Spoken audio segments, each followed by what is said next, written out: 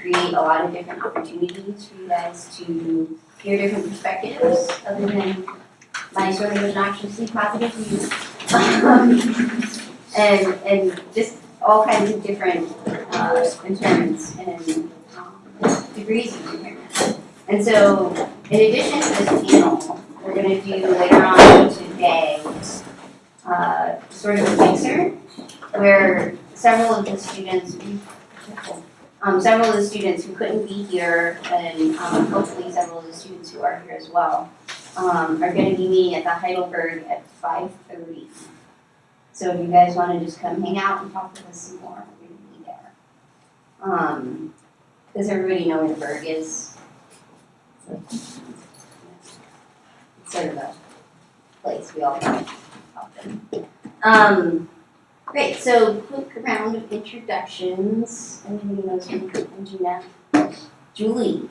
Hi, my name is Julie, and I'm a master's student here in music, vocal performance. And I'm blind, as you all can see, except for the ones that are looking at. And I have a guide dog, and I don't know. What's her name? Her name is Brie, like the cheese. So my retired seeing eye dog is also a yellow lab. His name's Mitchell.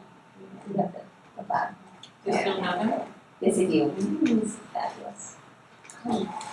I'm Holly, and I actually recently graduated with my master's degree in social work. And I am here to support GDUC and hopefully can provide any insight or answer any questions you all have. Where do you work? I services for independent living. Come in.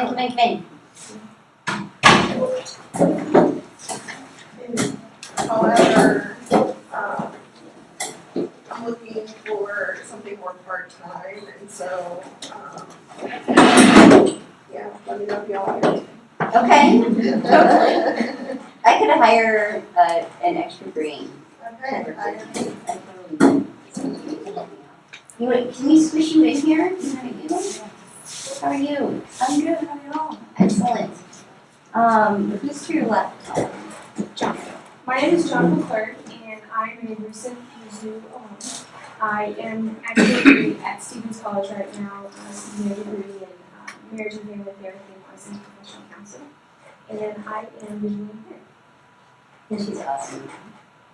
I try to be in my time off. Oh, I didn't say my disability. Oh, what's your disability?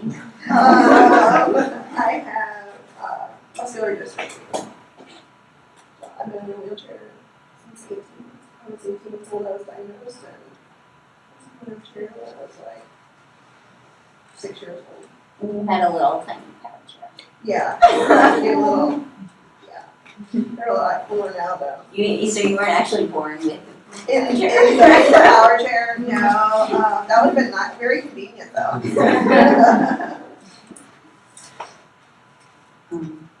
I'm Julie. I'm a grad student in biological sciences, study birds, and I'm part of Gina's class. I'm Sean. I am a PhD student in astrophysics, and I'm also in Gina's class. My name is Matt, and I'm a student at Mizzou, and I'm fine with that. My name is Hayden. I'm a sophomore here at Mizzou. Freshman. Junior. Really? Sorry, that was the answer for your adding. I'm a junior here at Mizzou. I'm deaf. I use hearing aids. Also, I'm struggling right now because my hand is in this place. Oh, you got a brace at least. Yeah.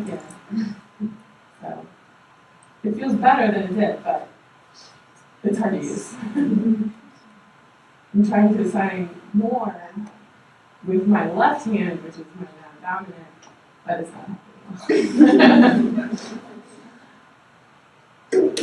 Hi everyone, my name is Kayala. I'm a second year PhD student here and in biological sciences, and I'm also in Gina's class. I'm Hema Santahan, biology professor on audit engineers class. Good morning, everyone. My name is Lisa, and I am a third-year PhD student in biological sciences. I'm part of today's class. And it's her birthday. So can we ask how old you are? It's the 5th anniversary of my 29th birthday. Alright! My friend I'm from 29. just turned 51 and she says she's like, 27 with many years of experience. My name is Ajahn Chidi. I'm a PhD student in nuclear engineering. And I'm part of Chinese class. I'm Krista. I'm a senior at Mizzou, and I have a chronic illness called dysautonomia. Hi, I'm Mariah. I'm a sophomore journalism student, and I'm doing my semester project on Hayden. So she and I become in Awesome. We always need friends in journalism. journalism. Yeah, I'm excited. Should I hear? Yeah. Okay. My name is Angela Graves. I'm the Deaf Services Coordinator here. I work for the Office of Disability Services. I'm also a sign language interpreter. My name is Frank. I am a PhD student in geology, and this is my first time here, so I would like to learn more. I'm Salash. I'm married to her.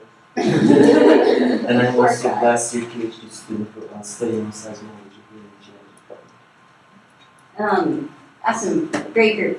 So the reason that I have us kind of set up in this weird, not perfect circle is in hopes that we can look at our deaf friends over here, and if we face them, they'll be able to understand us better. Even though we have Angela here, it's just good to practice facing students. I have a question. Oh yeah. Go ahead. Oh, awesome. Do y'all mind if I take pictures? Oh, please do. Okay. I just need to get And permission. let's get approval from everybody. Yeah, if you don't want like your picture, they can just let me know and I'll put you in. Perfect. Thank you. Publicity plus. The other thing that I would urge you guys to do is to face whoever is talking. And so even though Angela's interpreting, face their friends over here when they're signing. Another good practice thing. Any other, of course, respectful. If you don't feel comfortable answering the question, just say, I don't want to answer that. But that said, everybody feel free, this kind of like a safe space, feel free to ask whatever you want. And at least I can tell you that I'm open to answering just about anything. And if I'm not, I'll tell you. All right, so I'd love to throw out questions if you have any trouble sort of getting the momentum and getting the conversation rolling. But I really want you guys to have as much opportunity as possible to ask questions. So I'm going to open it up to students first. Off the bat, anybody want to throw something out there? I just have a general question. I watched the video that you posted on your Facebook page, that was the Radio Lab interview with the two men who experienced blindness in a completely different way. Oh my gosh, wasn't that great? Yeah, it was really awesome. And I noticed one of the things people talked about a lot in the other YouTube videos that you posted last night, or yesterday, was the reiteration of, every type of diverse ability is unique. And yes, there's some similarities, but generally speaking, people have their own very unique way of experiencing diverse ability. So I was curious, kind of an open question to anyone who cares to answer, what their experiences have been, maybe speaking with other people who have a similar diverse ability, but that strange ways that you experience your very uniquely, ways that you do find things in common I was just kind of curious what their range of experience was So many thoughts, but I'm gonna let these guys take it. Julie, you wanna start? And we can just clockwise it. Sure. Gosh, there's so much to say. Yeah, right? I often find that, there are a lot of varying degrees of, I guess, visual impairments, I guess you can say. And that's kind of one of the things about blindness that makes life interesting when you meet other blind people. But the interesting thing is that when you're in a group of blind people, at least the groups of blind people I've been in, we don't really talk about how much vision we have, or don't have, or whatever. It doesn't matter to us, really. And it, the specifics of our, disability don't matter so much. It's more about, whatever we have in common. Usually technology is a thing, that a lot of blind people obsess over or share or hate. And Braille, that's another thing that a lot of us like to talk about. Even people who don't know Braille, we often get on the subject of Braille or guide dogs, canes, various other things. So for blind people, it's all about, the things we use to kind of live with our blindness and to make us more independent. And, there are different philosophies about that too, that would take a really long time to explain, at least in this class. We did theory last week, it's okay. Okay, good. I personally believe that, it's important to be independent and use what you can and whatever skills you can use. But, with blindness, it's really just all about, networking and talking about what we do have in common. I've never really met a blind person, who doesn't know, about Braille services or library services or various other things to discuss. And I think, we have sort of a lot of these shared resources and tools that we use. And we also share a lot of the sort of same barriers. Yes. And social and physical environments.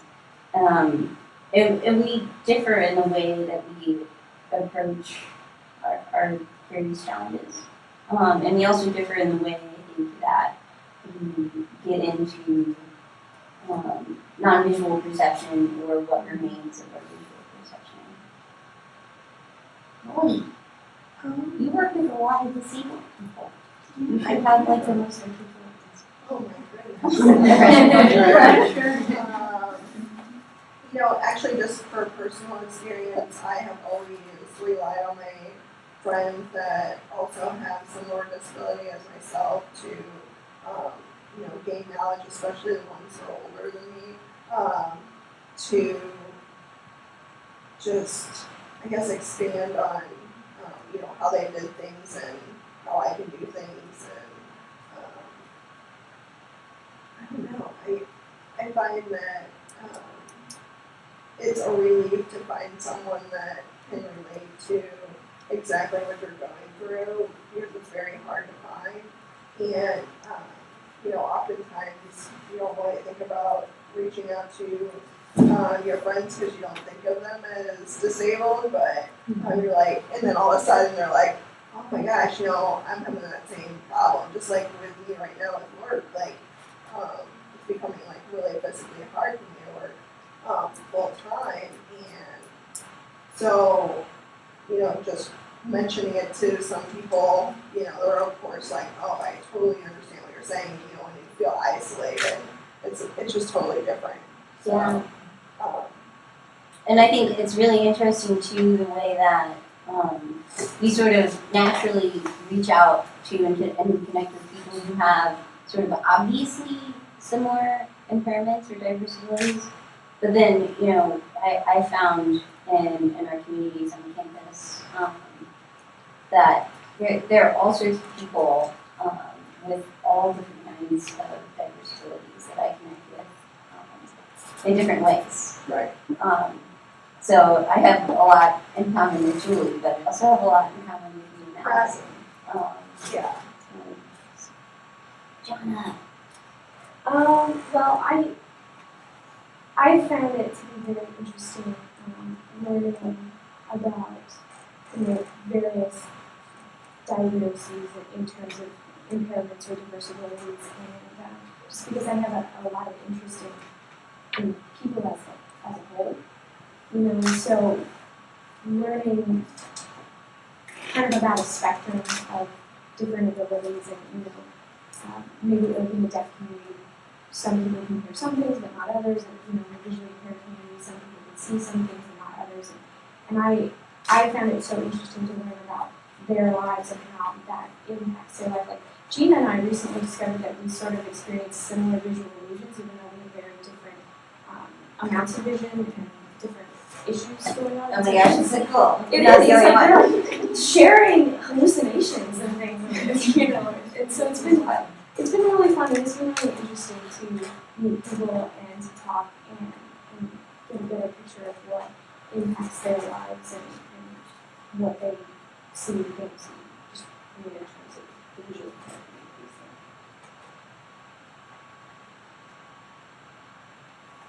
Probably, well, I don't know where to begin. What was the question again? What was the question? I forgot too. It was very, very vague and broad, but I guess generally speaking, I was interested in your encounters with people with varying degrees of similarity with your community, how your experiences overlap and differ. Well, it really depends on each definition.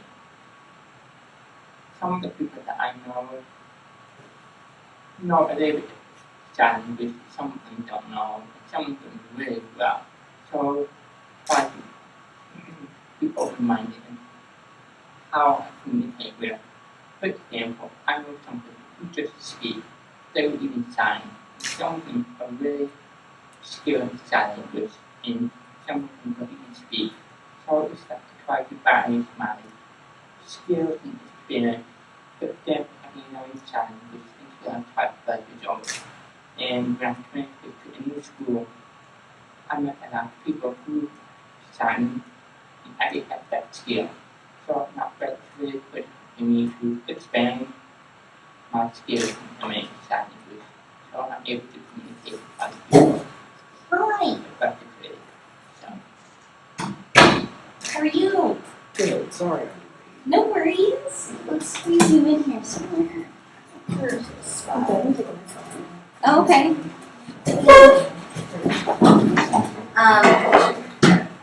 Hang on, Hayden. It's not that I don't love you. It's just that we have a new awesome person. Can I put you on the spot and ask you to introduce yourself? Yes. My name's Nicholas Falls. I'm from Columbia originally. I went to college for a couple of years at Central Methodist University as a piano performance major. And have since worked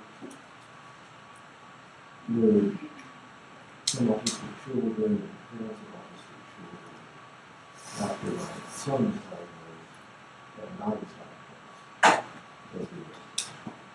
And so I've done a lot with my mother has muscular dystrophy and has used a wheelchair since I was in early teens. And so I'm fairly aware of a lot of the issues from various angles. I'm so glad you could come. So just to keep you in the loop, we're currently talking about sort of commonalities and differences in our experiences with people with all sorts of different diverse abilities and impairments. And I think Hayden was next. Do you want to say anything else next? Yeah, I'm done. So I met Max last year. He was really the first deaf person that I had met here. I grew up in an oral program, so I just didn't find at all. So when I met Max, it was really my first experience with any kind of deaf culture. I was really just overwhelmed with it all, and I was really shocked because I remember, one day we were, just hanging out and chatting, and I think it was, we know each other 2 months. So, I'm sorry, the dog is sleeping. But, he said something about, I hate when my parents try and yell for me from a different room. I was like, oh my gosh, I had that same experience. And we started talking about that. Can I say bad words in here? Yeah. Okay. And so, we started talking about, bitching and complaining about, just like speech therapy that we've both gone through. And the first time, in my whole entire life that it was like, wow, other people, got me or understood me. And I remember, just kind of feeling overwhelmed. And then I met my best friend, Amy. She grew up, we had the opposite experience, even though we're both deaf. She was in a deaf program. She grew up signing. She was in deaf theater. She was totally immersed in deaf culture. But it was fully opposite my experience. But at the same time, we're completely different people. Like, Angela knows us. Amy's a sorority girl. She's so cute and popular. And, she likes pink. It's her favorite color. And we're just so different. We're not the same at all, but we are best friends because we have some of that, experience that we share. The deaf experience, that both of us have. She's fully deaf, and I'm hard of hearing, becoming deaf. But we still have that same experience. Because, you go out into the deaf community and you meet people, and it was really just like, wow. It was the first time I realized that people have almost the same experience that I have. So, every deaf person is different, yes, their experience is different, yes, but there's so many similarities and you hear the same stories. Going along with what Hayden said, it is like you're getting together with your friends that have a similar disability, and it really does turn into a bitch session. Because you find someone that you can bitch to and relate with, and that gets it, and so it's just, it's totally different, and it becomes fun, kind of just to be able to poke fun at not only your own disability, but just the different things. And sometimes, of course, there's people that say ridiculous things about, your disability, like people, because I'm in a wheelchair, will say that, will either start screaming at me because maybe they think I'm also, Did you see that fun song that Allison yes, saying that's straight to handicap? It is, but it's so true, like, and I've seen it with people that are visually impaired, people, start signing at them or something, and it's like, how does that even make sense? So then, you can go back to your friends and poke fun at those things, and I think that, that's a huge release, and most people don't get it. I think our use of humor and our sense of humor is amazing. Right. What would we do with that? Right. Back to the radio lab in my little scattered brain where you're doing things. There was a guy who was like sort of totally let go of visual reality. No. And there was another guy who sort of decided that he was going to visualize everything. And sort of this interesting thing. It's on Facebook. Also, I love like tagging or something. Okay, yeah. And it's interesting because my twin sister had actually told me about the Zoltan guy, the visualizing guy in college. She read something about him and how he would listen to the rain, and the rain would sort of paint this whole landscape for him. And my vision was a lot better back then, and I thought, no way, like that is totally not possible. And then my vision got worse and worse, and I sort of developed a stronger non-visual perception, and it started to happen to me. I would listen to the rain, and it was like really like the different sounds that all the fascinating and all the different things, and it was like this amazing experience. And I was like, Zoltan is right. And then I re-encountered him in this video lab, so that was really cool. But yeah, it's very interesting the variety that we have going on. Who's our next person? Well, first, I'm just going to kind of explain what dysautonomia is. I'm pretty sure nobody knows about it. Dysautonomia, it's a dysfunction of the autonomic nervous system, which controls digestion, respiratory system, circulation, hormone regulation. All this stuff you don't have to think about. So, there are different kinds of dysautonomia. They're kind of grouped into subgroups. What I have is called postural orthostatic tachycardia syndrome, or POTS for short. And what it basically is referring to is just circulation based on what position I'm in. Like if I'm laying down, my heart rate will go really low. And if I stand up, it can go from like 70 to 90 in a few seconds, which results in dizziness, nausea, various symptoms. But there's so many symptoms outside of that each person experiences on a different basis. So we're all different. Like we have dysautonomia usually is kind of grouped. Scoliosis, diabetes is another common one. There's all kinds, so you'll see people with these different combinations of things that impacts their experience. But kind of what everyone was saying, when you get together and talk, you talk about the similarities often, and most of our similarities have to do with our experiences and the way we're judged by other people, because it's a disability that nobody who meets you will see. The more time they spend with you, they'll start to see things. But they're not going to think she has a disability. They're going to think, oh, she doesn't do much, she's lazy. Oh, she doesn't call me because she doesn't want to talk to me. You know, things like that. But so we talk a lot about how maybe my friends, my boss, my spouse, my children, my boyfriend, my girlfriend, just expect me to be something that I deliver in a way I physically cannot deliver. And that's usually how we support each other. Or another thing I do anyway is I'm like, I'm having this weird symptom. Is this normal? Or do I need to go to the hospital? Like, because we don't know. Yeah. Like sometimes I'm like, am I having a heart attack, or am I just like? It's kind of like a gamble, but I'm still here, so I guess okay. Yeah.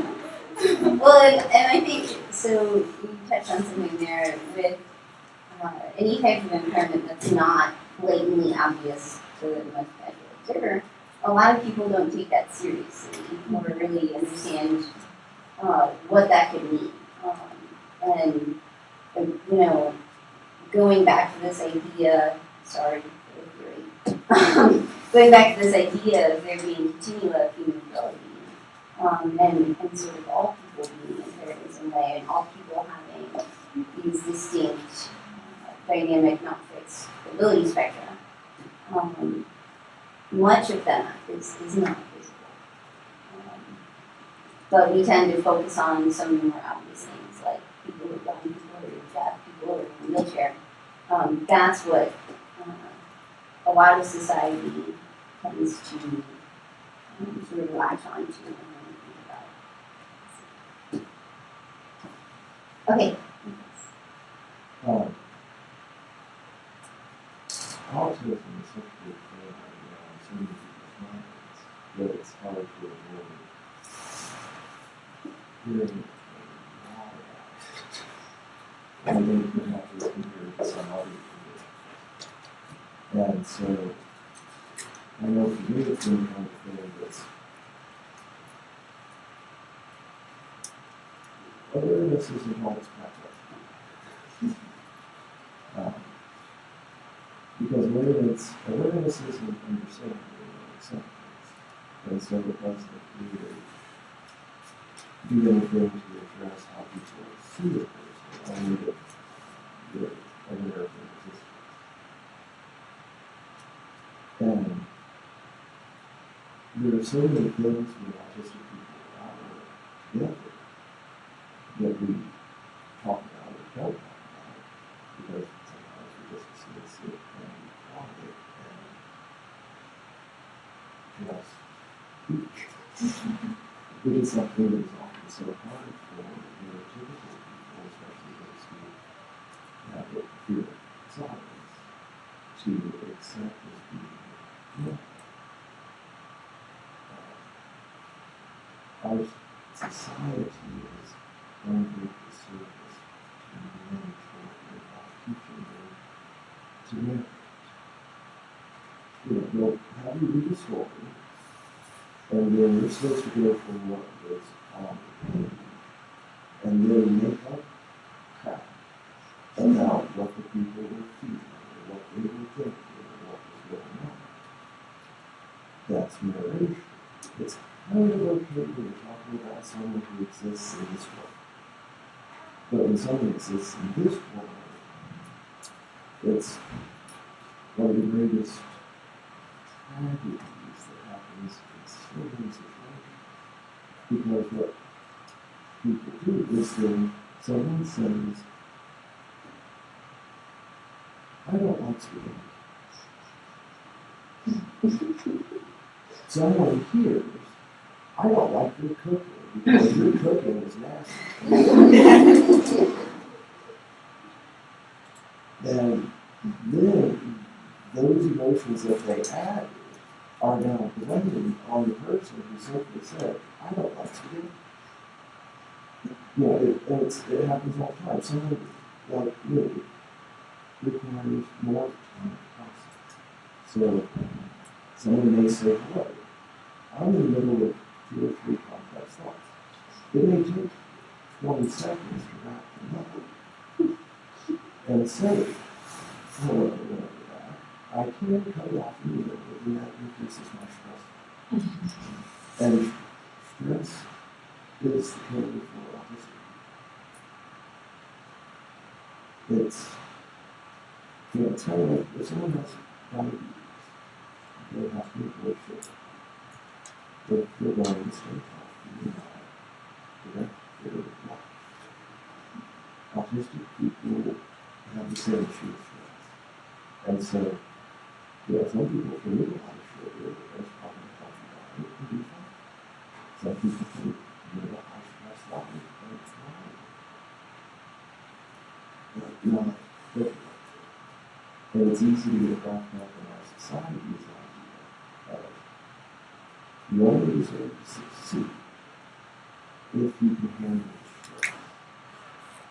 And it's become a way that those who realize stress have been able to use those who don't. And basically force them out of their feeling, because I call it negative. You don't like the competition, so you stress them out. That gets them out of your way. Thanks for that strategy. Like I said, this sounds like But it's something that is and spend it if you have all the vacations. Right, well, it's something that everyone's experienced to some degree. But there are those who can experience it like that. And then there's some of us who just have to say, okay, and now, because we can't do it. But it's the kind of thing growing up with a disabled mother, maybe about somebody joking around and stuff. We would laugh so hard at different things that would happen. Because you find yourself in the most ridiculous positions.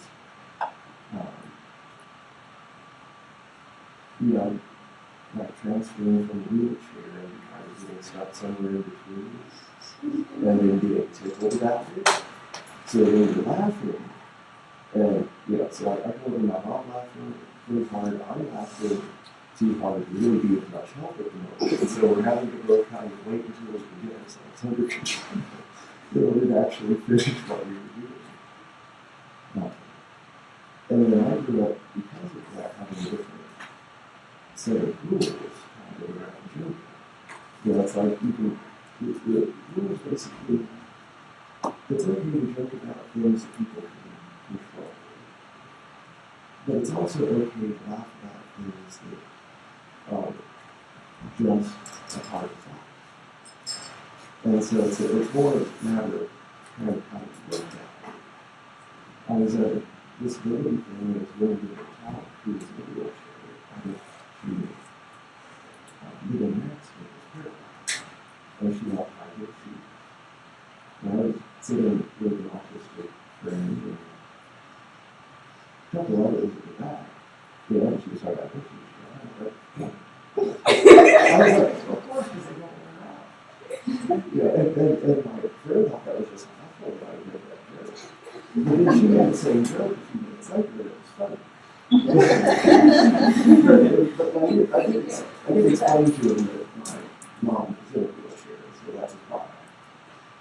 No, didn't see it that way. Another thing I think is often in the book is that having a different thing is not altogether different from being of a different ethnicity. It creates such a different experience in the world that it makes your perspective radically different. And so it's something that people do both minorities is try to say that they would understand because they have headway versus understanding because they actually live it. And it's one of the most powerful things to kind of be minimized. Yeah. Well said, sir. The time flies when I have a room full of fabulous people. Here's what we're gonna do. Since, and I don't know if you all can make the necessarily here, to talk more with these and more people. But what I'd like to do is just go around and have all the panels say, if you could give one quick one quick message to future teachers, current teachers about working with you, what would that be? What do you think yet? Can we expand it a little bit and say, can you give an advice to people of different backgrounds or disabilities? Can you give them advice for how to Yeah. I like that. Okay, mine's gonna sound a little bit simplistic, but I'm serious. People with disabilities are people. And a lot of times, people without disabilities, whether or not they mean to, treat us like we're not. By separating us in class from, our friends, putting us in different places in the room because it might be easier, by singling us out, by trying to give us different projects when maybe we can't do whatever it is, all kinds of things.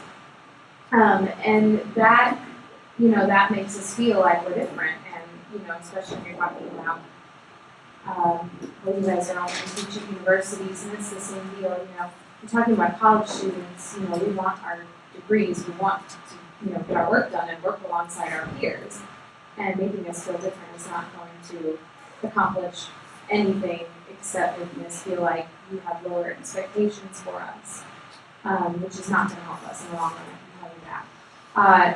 So really, when we're people, when I present to children, and granted I love children, so I think differently from adults, but I love to present to children because at the beginning of the hour, they're asking me, how do you do this? How do you find your clothes? How do you cook your meals? How do you walk through an airport? I get that from college students. Well, yes. Adults want to ask those questions, but generally they're afraid to offend us. But you know, by the end of the hour, they're asking me, "What's your favorite TV show? What books do you like to read?" You know, that kind of thing. And like that is so refreshing and endearing because you know it kind of shows that they understand this is a person. Like I could be friends with her, or like she reads the same books I do, or whatever, and that's kind of the attitude, that I would love for more teachers to have, to get to know us as people instead of as disabilities. Awesome. Okay, fast, guys. Fast. It's so hard to give a general description for someone because I know people that don't like people to do things for them and until they ask. But me, I appreciate it, and so I just embrace in that. Like, I didn't ask someone to open the door for me when I came in today, but they did, and I'm like, that's a nice person. Like, that's just awesome. And so, we're all different in that case, but, I always hated when the teacher would read the syllabus and get to the Office of Disability Services and look at you. And, it's like, it's that impending doom of looking at the syllabus and seeing that the next section is the accessibility section. Like, no other one's gonna look at me. And, so, that's like, just don't do that. Like, that's, like, and just, like she was saying, your disability, it does not have to be something visual, and same thing with, like autism and things like that. People, it's not something you always see. And so that, I'm going to leave with that. I guess to keep it quick is I can pretty much do anything that I really set my mind to. I've had professors or instructors try to tell me what I can't do. No, you don't actually know. I can do it. Just leave it at that. Exactly. Yeah, don't ask me to try and see anything in the dark, or don't stand in my blind spot and then try and see. I do that a lot. But other than that, I can do anything.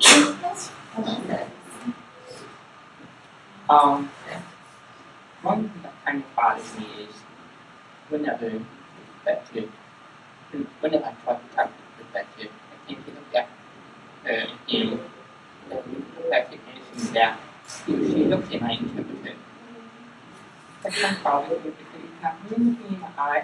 I'm right here. I'm not invisible, I want to be able to not that about trying to communicate directly. Sure, I may be writing my interpreter while she will be interpreting what the perspective is saying, but it's not like it's not like if I'm ignoring perspective, I'm doing it here. So just like it's stop. Don't be afraid to ask. Like, if you don't know if I need something different, or if you have a question, or I prefer that you ask and not assume. Also, I accept criticism. I don't accept criticism. So pick my criticism. You need to be able to accept Sorry criticism. to interrupt. What'd you say? The deaf people are really blunt. I appreciate it a lot. Yeah, right. But like, if, for example, if I come up and say,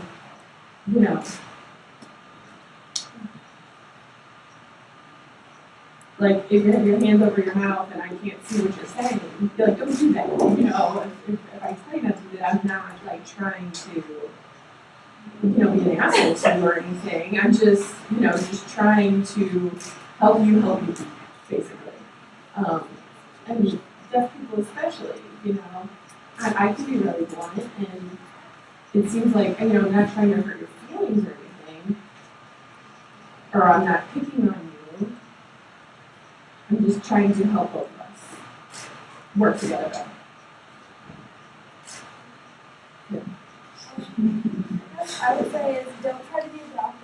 like be a psychologist, just be a teacher. I've had teachers. I had a diagnosis from Mayo Clinic. That's what 4 years to get Mayo Clinic. It's a really prestigious clinic. I had to just tell me, no, this condition is this. You don't have a problem. You just need to get in class. And this was pretty much after high school. And so, yeah, you don't know. So don't do that. That's my thoughts.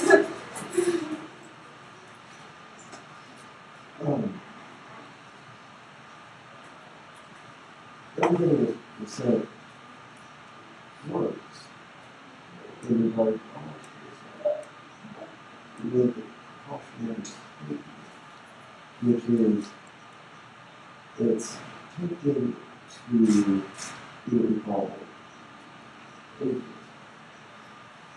where a person says, I need help here. And then because the person who is been asked for help doesn't perceive the need for help, they dismiss it. Yeah, and it's something that happens so often, particularly in the high functioning office, where because they really do struggle with something that is something a lot of people would what might be considered lesser influence, don't have difficulties. That it's not really because we need because they can do it, but because they're so smart. That's not how it works. I have a faith which is difficult to speak to, but also at times works into this which is the difference between getting and very back and forth, usually if I'm highly emotional, I have no trouble speaking. And then I'm more able to when I have a trouble writing, it's usually a point where I'm able to speak. And it's the kind of thing where maintain all this proper information as far as dates, times, places I work, things go on. If I have to fill out a new piece of paper, you have to fill out I have an incredibly hard time getting the right information to the point that it will more or less result in correct.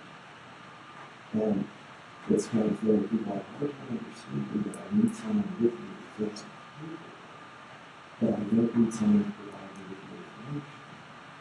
And so they'll just kind of go, I'm sure you can figure it out. And it makes me want to scream when that's the thing that they are supposed to be there to help me with, because that's really wrong.